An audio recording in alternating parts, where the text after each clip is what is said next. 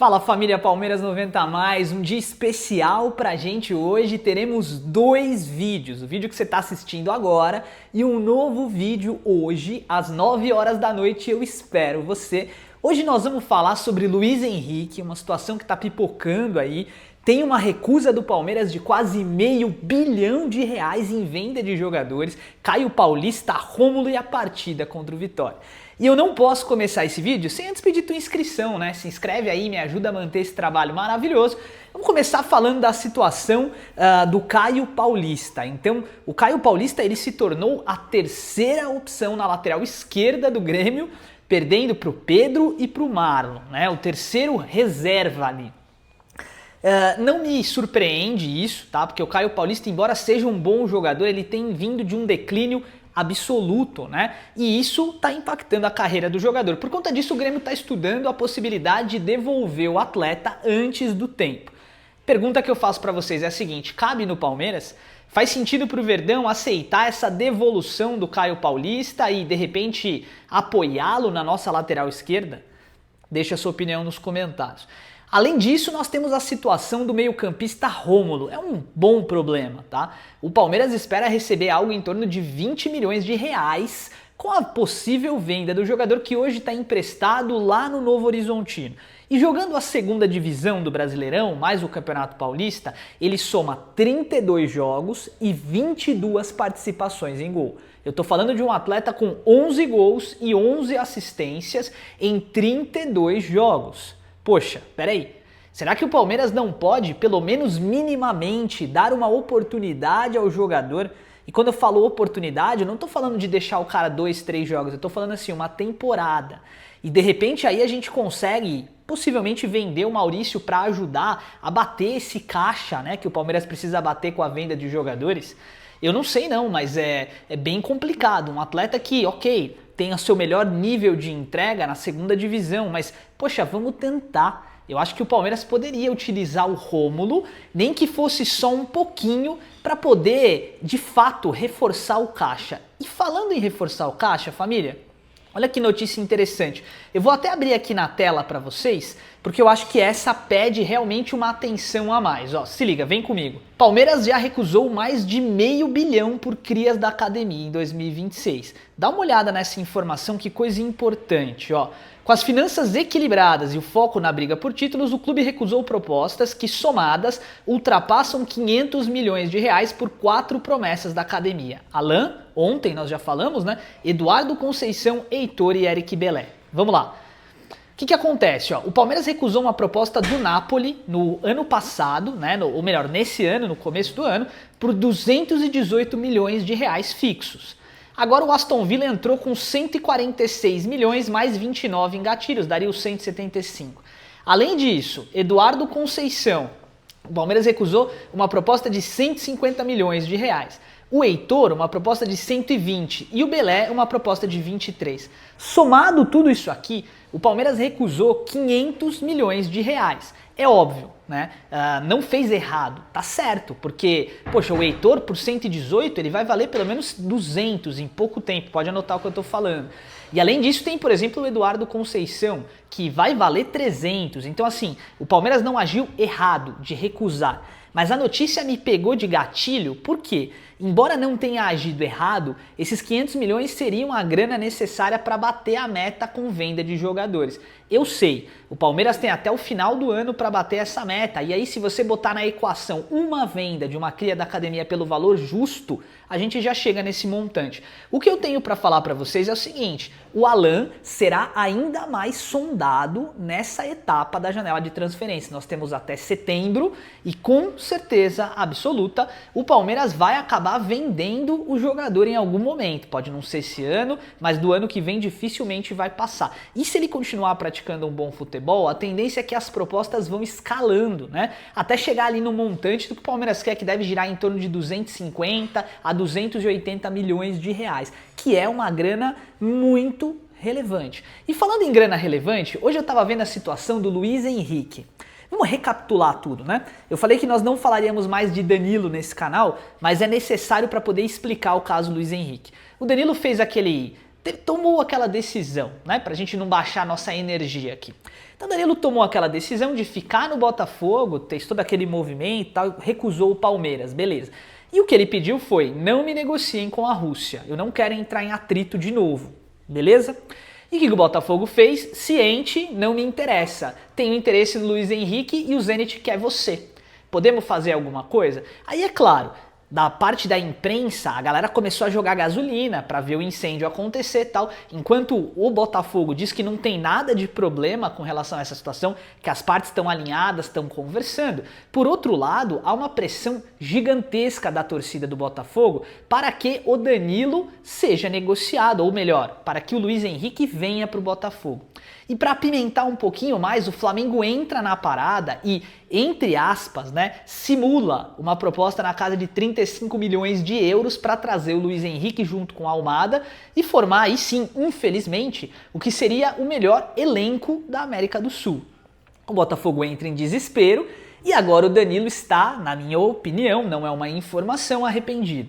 Arrependido porque poderia ter voltado para sua casa, arrependido porque poderia ter batido o pé, eu não sei as questões contratuais, mas ele poderia ter de alguma maneira fixado a sua vontade real em aberto para a imprensa e ele não fez.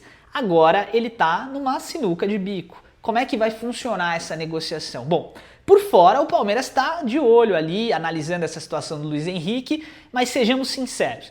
Antes do Palmeiras contratar John Arias, o Palmeiras sondou o Luiz Henrique, né? E o Zenit pediu algo em torno de 32 milhões de euros. Se o Palmeiras sofreu para entregar 30 na mão do Botafogo e trazer o Danilo, não vai entregar 32 para trazer o Luiz Henrique. Então, a situação do Palmeiras trazer o Luiz Henrique, para mim, é algo fora do baralho.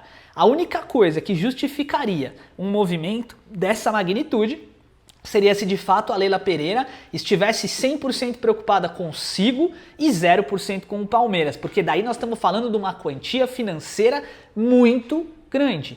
E não faz sentido para o Palmeiras também desembolsar uma grana dessa, sendo que a gente tem o Alan, a menos que, e aí é o pulo do gato, o Alan fosse negociado com o Zenit e o Luiz Henrique viesse na troca com uma diferença, uma compensação financeira ali, o que poderia caber no bolso do Palmeiras. A pergunta que fica, minha comunidade maravilhosa, as melhores pessoas com quem eu poderia estar conversando sobre isso. Faz sentido? Eu sei, Luiz Henrique é jogador de seleção brasileira, jogador de Copa do Mundo. Entretanto, tem um pontinho aí, e é um pontinho bem complicado.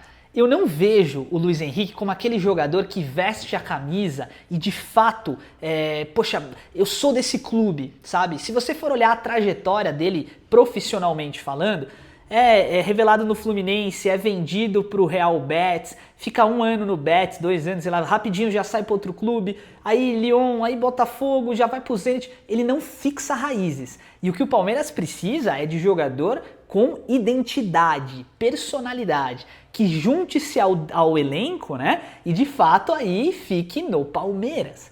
Esse é o ponto principal. E aí fica aquela dúvida que a gente tem que conversar aqui. Faria sentido para o Palmeiras fazer esse movimento pelo Alan? Eu vou dar a minha opinião, tá? Todas as vezes que o Palmeiras tentou negociar com o Zenit, os caras fecharam a porta e foram extremamente difíceis as tratativas.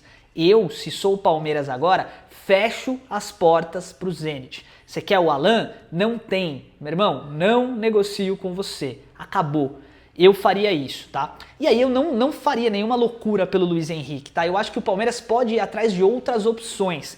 Essas outras opções a gente vai falar no vídeo da noite, tá? Por exemplo, só um spoiler aqui, vocês sabem o quanto eu gosto do Ezequiel Barco. Já falei aqui, ó, muitas vezes, né?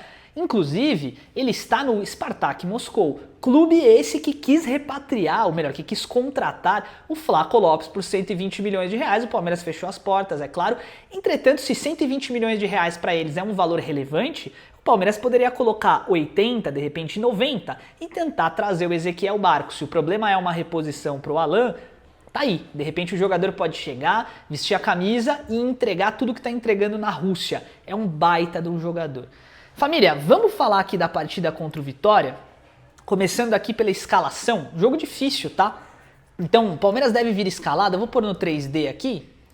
O Palmeiras deve vir escalado mais ou menos assim, tá? Com o Carlos Miguel no gol, A linha defensiva com Gomes, Barbosa e Murilo, Kelvin, Piquerez, Marlon Freitas e Andréas Pereira, e aqui a gente forma um blocão, né, com 7 homens aqui defendendo e atacando, Maurício, John Arias e na frente o Flaco Lopes. Tá jogando fora de casa, no Barradão, a expectativa é que o Palmeiras consiga mexer um pouquinho mais essas peças aqui, né? Eu senti no jogo contra o Atlético Mineiro um time muito fechado, muito distante um jogador do outro, entretanto o Palmeiras atacou bastante. Eu faria uma mudança estratégica aqui, tá? Na minha opinião, e aí você pode até discordar de mim. Eu sacaria o Maurício desse começo de jogo, tá? E eu começaria essa partida com o Felipe Anderson. Então eu jogaria com o John Arias aqui, flutuando entre as linhas, né? E o Felipe Anderson junto com o Flaco Lopes. Por que eu faria isso? O Felipe Anderson na ponta direita, que é a posição de ofício dele, pouca gente lembra disso, né? O Abel já testou o cara de volante, de lateral esquerdo, de zagueiro, pouca gente lembra que ele é um ponta direita de ofício, né? Em jogos contra times menores, estatisticamente o Felipe Anderson ele tem entregado um resultado muito mais atrativo, tá? Ele tem feito gols, dado assistências nesses momentos. Eu iniciaria com o Felipe Anderson aqui. O John Arias na esquerda, e aí se for o caso, você pode até passar o Andréas um pouco mais para a esquerda, eles podem revezar durante a partida, né? E o Marlon Freitas aqui de camisa 5, eu faria uma mudança estratégica também, tá? Eu tiraria o Marlon Freitas dessa partida, colocaria o Emiliano Martinez. Por quê? Aqui, o meu objetivo é liberar as alas para jogar. Eu quero que Kelvin e Piquerez avancem e apoiem. E para ser honesto com você, na minha opinião, o Piquerez deveria ir para o banco nessa partida para o garoto jogar, o nosso Arthur, tá? E aí o Kelvin, eu quero que você faça uma coisa, garoto, ataque, apoie, avance e acerte bolas na área para o Flaco Lopes, lembra? Agora a gente tem um centroavante de volta. Com o Paulinho não estava dando para jogar nenhuma bola aérea, tá? Ele não, enfim, não é a dele, né? Ele joga de frente para, ele pega a bola aqui, ó. O ideal do Paulinho é ele pegar a bola aqui e jogar de frente para o jogo, né? Fazendo isso, a gente ganha ali minimamente um dinamismo ofensivo. Então a gente ataca basicamente dessa forma aqui, né? Com os dois alas avançando, apoiando. Então o Palmeiras ataca com 1, 2, 3, 4, 5, 6 jogadores e defende com os mesmos 6. 3, 4, 5, 6, certo? Essa é a estratégia dos 3 zagueiros. É assim, por isso que o Palmeiras está pensando em jogar assim. Vai dar para jogar todo o jogo assim? Não. O Abel está testando. E pode ser que, inclusive, com o passar do tempo, o Abel mude essa forma de jogar, mude esse jeitão. Porque vai ser necessário jogar num 4-4-2 em alguns momentos. Você vai enfrentar um Flamengo extremamente ofensivo. A ideia aí é povoar meio campo. Então você vai ter que jogar, de repente, 5 jogadores no meio campo. E aí faz sentido os 3 zagueiros num 3-5-2. Porque povoando o meio campo, menos espaço para um jogador como Arrascaeta ou Almada, né? Ou Luiz Henrique, né? Se realmente os caras contratarem, pensar. E aí fica um questionamento para vocês nesse final de vídeo. Poxa, como é que o Flamengo consegue fazer tanta grana assim? Eu fiquei me perguntando isso, porque os caras gastaram quase 40 milhões de euros no Paquetá, velho. Para pensar nisso. Eles estão contratando muitos jogadores, e jogadores de peso. E assim, mérito dos caras, né? Revelam jogadores, vendem jogadores, também assim como a base do Palmeiras é uma base de muito sucesso, e os caras estão tendo resultado. Por que o Palmeiras está com tanta dificuldade assim nessa questão? Será que foram as contratações que deram errado que agora estão pesando no fluxo de caixa? Jogadores como Mikael, Facundo Torres, será que esses caras eles acabaram pesando? Ou será que a conta é mais antiga ainda, da época de Alejandro Guerra, lembra? Esses jogadores, o Palmeiras trocou de time 2 vezes, né? Contratou 11 jogadores por janela, fez uma lambança, mas foi necessário, partindo do pressuposto de que hoje o clube está um pouco mais equilibrado. O que você acha? Qual é a sua opinião a esse respeito? Eu acho que o Palmeiras precisa de fato colocar as cartas na mesa e raciocinar antes das partidas. Família, então é isso. Quero agradecer vocês do fundo do meu coração.